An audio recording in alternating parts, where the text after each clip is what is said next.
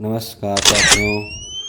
आज का वीडियो राजस्थान के हर शिक्षक और अभिभावक के लिए बहुत महत्वपूर्ण है।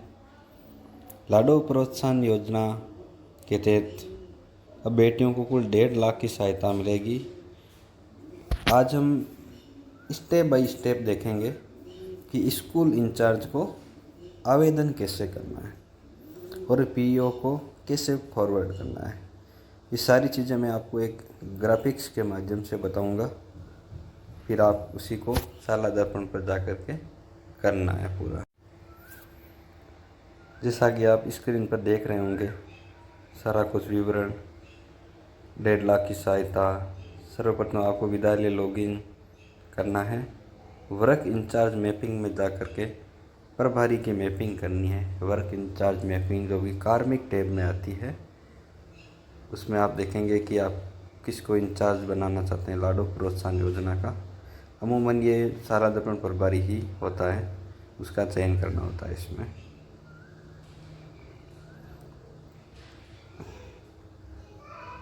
स्कूल इंचार्ज मैपिंग की बात करें तो सबसे पहले आपको क्या करना है कि स्कूल लॉगिन से स्टाफ वर्क इंचार्ज मैपिंग में जा कर के इसको लॉगिन करना है और फिर आपको स्टाफ में जाना है, कार्मिक में।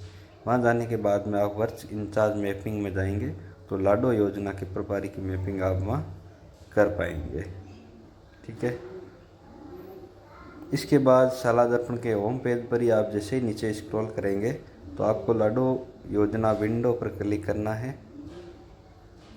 शाला दर्पण के होम पेज पर, मतलब लॉगिन करने से पहले ही, लॉगिन पर ही आप देखेंगे कि जैसे आप स्टाफ आईडी डाल करके वहाँ लॉगिन करेंगे तो वहाँ ये HDBSP पोर्टल पर आता है। आप थोड़ा ध्यान करेंगे तो उसमें आपको PCTS ID यदि नहीं है तो gate data from PCTS button पर क्लिक करके ID प्राप्त कर लेनी है। फिर कन्फर्म PCTS डिटेल पर क्लिक कर देना है।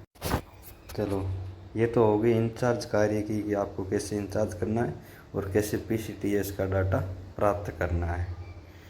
अब बात करते हैं इंचार्ज कार्य आवेदन कैसे करना है, कैसे फॉरवर्ड करना है और कैसे उसको लॉक करना है। अब जिसको इंचार्ज बनाया है वो इंचार्ज अपनी स्टाफ ID से लॉगिन करेगा। इंचार्ज स्टाफ ID से लॉगिन करने के बाद व्यू एंड फिल पर क्लिक करेंगे और बालिका की PCTS ID डालेंगे। इसके बाद में गेट डाटा फ्रॉम PCTS करने पर सारी जानकारी आ जाएगी। इसके 5 चरण हैं मुख्य रूप से। सबसे पहले बेसिक जानकारी और आधार, जन आधार आपको चेक कर लेना है कि सब में डिटेल सेम है या नहीं है। सारी डिटेल सेम होनी चाहिए। फिर बैंक का विवरण चेक करें, माता के नाम से होता है, इसको भी आपको चेक कर लेना है।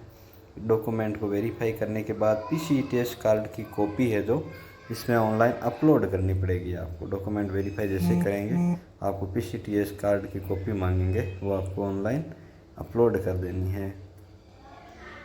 फिर सेव करके लॉक करते हैं। जैसे ही आप लॉक करेंगे तो ये फॉर्म पीओ के पास चला जाएगा। उसके बाद में आगे का काम पीओ लॉगिन पर प्रदर्शित होने लगेगा तो पीओ आगे की प्रक्रिया करेंगे, अप्रूव करेंगे और फिर फॉर्म को आगे फॉरवर्ड कर देंगे। चलो दोस्तों, अब बारी आती है पीओ की। पीओ स्तर पर क्या काम होगा, कैसे होगा। शाला दर्पण पर इसमें PO login, PO role select करना है। स्कूल रोल की जगह पीओ रोल सेलेक्ट करेंगे।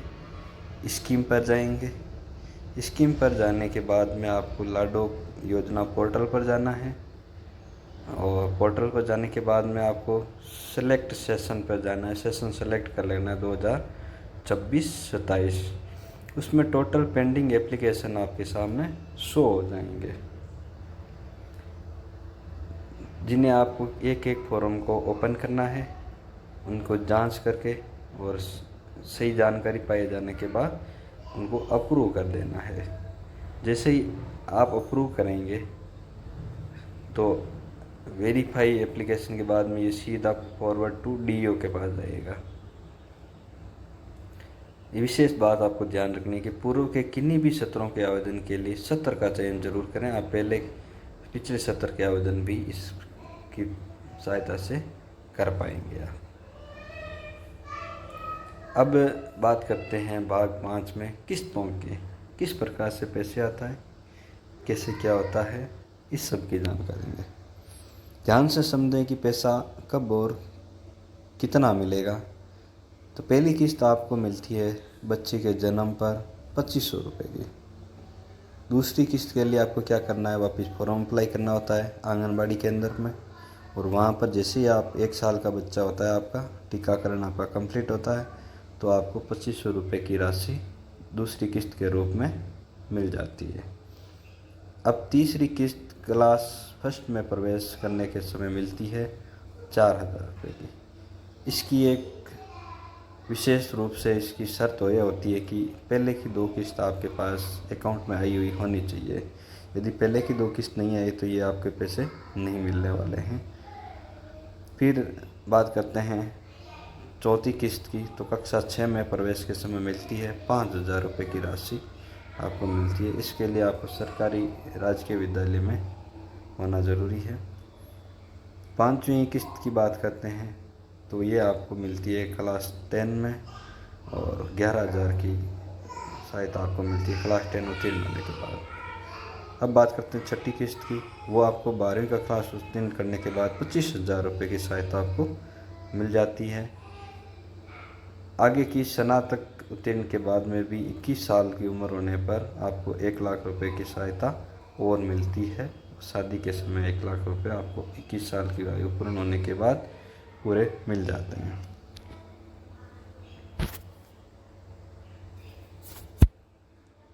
ये आपकी किस्तों की पूरी जानकारी है, इसका भी आप एक बार ध्यान कर लें कैसे क्या फॉर्म आगे सबमिट करना है।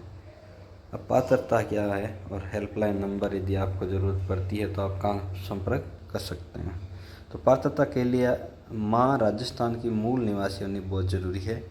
ये उन्हीं पर लागू है जिनकी माता राजस्थान की मूल निवासी है, यानी राजस्थान में जन्म हुआ हो। बच्चे का जन्म सरकारी अस्पताल में हुआ हो।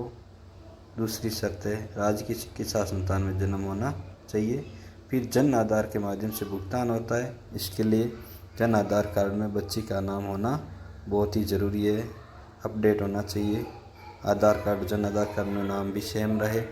ध्यान रहे शिक्षा विभाग केवल तीसरी से छठी किस्त तक का ही काम शाला दर्पण से करेगा। तीसरी या छठी पहली और दूसरी किस्त आपको आंगनबाड़ी केंद्र पर संपर्क करके वहाँ पर करवानी चाहिए। कईयों की समस्या आती है कि उनके पास PCTS नंबर नहीं होते हैं, तो उसके लिए भी आप आंगनबाड़ी में जाकर के PCTS ID प्राप्त कर सकते हैं। ये भी आपके लिए एक अच्छी सुविधा है। जन आधार में बैंक खाता भी आपका अपडेट होना चाहिए। माँ का खाता बैंक खाता है जन आधार कार्ड में अपडेट भी होना चाहिए। ऐसा नहीं हो कि आपका बैंक खाता बंद हो गया हो तो पैसे आपके अटक सकते हैं।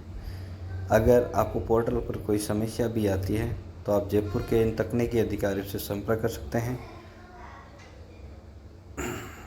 शाला दर्पण प्रकोष्ठ से जयपुर से श्री गजेंद्र सिंह, इनके हेल्पलाइन नंबर आपको नीचे शो हो रहे हैं। Yogesh Sharma PSP cell Jaipur, private जो बच्चे हैं निजी स्कूल के बच्चे हैं उनके लिए ये है। और श्री राजवीर सिंह निदेशालय में बैठते हैं, आप इनसे भी संपर्क कर सकते हैं यदि आपको कोई भी तकनीकी समस्या आती है। और नहीं तो आप वीडियो के नीचे कमेंट कर दें, आपको जानकारी मैं खुद ही उपलब्ध करवा दूंगा। शिक्षा विभाग भीलवाड़ा की ओर से ये गाइडलाइन सभी के लिए बहुत ही उपयोगी है और इसे अपने शिक्षक ग्रुप में ज़रूर शेयर करें। धन्यवाद, जय हिंद। अपने YouTube चैनल को राजस्थान स्कूल डायरी इसको ज़रूर सब्सक्राइब करें और एक अच्छा सा कमेंट बॉक्स में ज़रूर करें, जिससे कि मैं भी अपने आप को ये गर्व महसूस करूँगा कि मेरी जो भी मैं आपकी सहायता कर रहा हूँ आपके लिए उपयोगी साबित हो रही है। धन्यवाद। जय जय राजस्थान, जय हिंद।